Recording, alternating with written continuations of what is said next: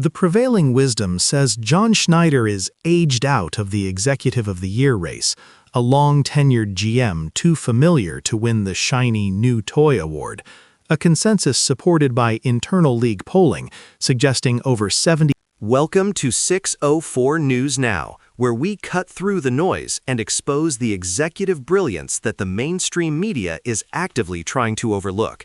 I want to start by showing you a specific trade detail involving pick 92 and pick 52, a move that perfectly illustrates why the Seahawks' current success is mathematically engineered, not lucky, and the final piece of that puzzle won't be visible until week 14. We have to address the elephant in the room immediately, the narrative bias. When talking about Coach of the Year or Executive of the Year, the established titans often get passed over for the new sexy name, a frustration echoed by many experts, including Bill Barnwell, who correctly identified that Schneider is aged out simply by virtue of his tenure.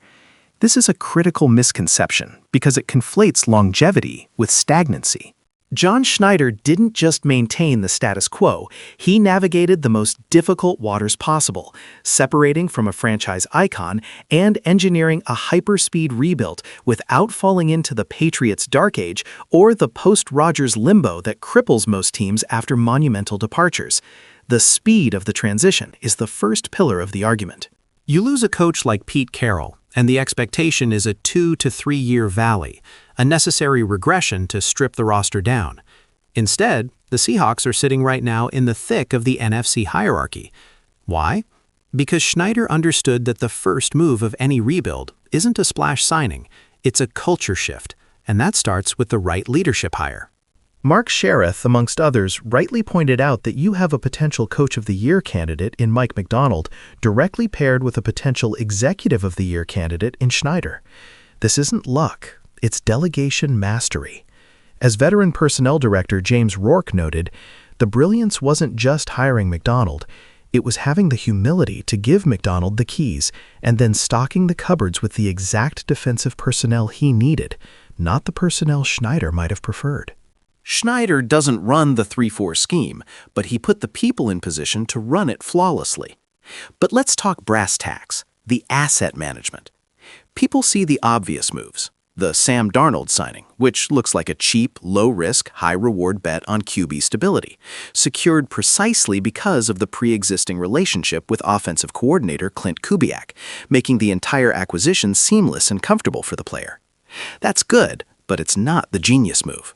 The real masterpiece lies in how Schneider manipulated the draft capital he received from past trades, like the one involving future picks related to previous deals. Specifically, using the Raiders pick 92 and the Steelers pick 52.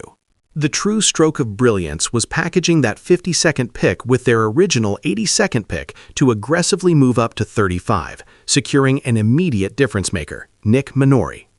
By maximizing their trade value to jump 9 spots in the second round, the Seahawks increased their estimated draft capital ROI by nearly 18%, a data point that GMs across the league study religiously. This wasn't a gamble. This was calculated resource allocation to secure immediate, plug-and-play competence exactly where the new coach needed it most. This feeds into the second, more subtle pillar of Schneider's EOI candidacy, the glue guys. Most fans only track the massive free agent acquisitions. That's the splash move, like Howie Roseman signing Saquon Barkley. But the savvy GMs, the ones who win Executive of the Year, are recognized by their peers for the moves nobody talks about. We're talking about the low-key contributors, the re-signing of veteran safety Eric Saubert, the acquisition of linebackers like Darian Kendricks, and critically, finding depth pieces like Ty Kayeda and Drake Thomas, who transitioned from special teamer or practice squad depth to genuine defensive contributors. When injuries inevitably hit the secondary and linebacking core, a reality in the NFL, where locker rooms see 5 to 6 new faces weekly, these are the players keeping the structure from collapsing. Forget the first-rounders, declared veteran scout Rick Sanchez in a recent conversation. When your 5th-round depth guy, Drake Thomas, is playing 60% of snaps in critical December games due to injury, that's not luck. That's a depth chart built to withstand a Category 5 hurricane. That's John, These subtle acquisitions stabilize the team and prevent a 10-win season from collapsing into a 6-win failure, allowing the team to remain competitive during a transition phase that should have been painful. The climax of Schneider's year, however, wasn't a trade or a signing, it was the discipline of the non-move. Recall the potential acquisition of a high-profile right guard, a move that would have required a massive contract commitment and would have hinged on the player clearing a medical review they were unwilling to undergo. Schneider walked away. While many GMs get stubborn, insisting on a player they targeted, Schneider pivoted, ultimately freeing. The twist? That move, prioritizing defensive stability over offensive luxury, ensured the Seahawks were immediately competitive, transforming the predicted 2 to 3 year rebuild into an immediate Super Bowl contention window. The open loop of the draft capital manipulation, the aggressive move up for Minori, combined with the hiring of McDonald and the disciplined restraint on expensive signings.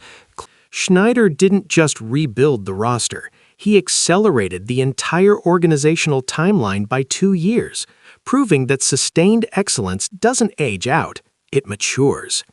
John Schneider is not just deserving of the Executive of the Year award, he deserves it because he mastered the organizational pivot, transitioning seamlessly from the Pete Carroll. If success is measured by preventing expected regression and accelerating the competitive window, then nobody had a better year. If you appreciate the deep dive into the hidden machinery of the NFL, make sure to like this video, share it with your fellow football fanatics, and smash that subscribe button for 604 News Now. Now, here's the big question for the comments. What do you think was John Schneider's most underrated move this year? The obvious Darnold signing or one of the low-key glue guy acquisitions? Let us know below.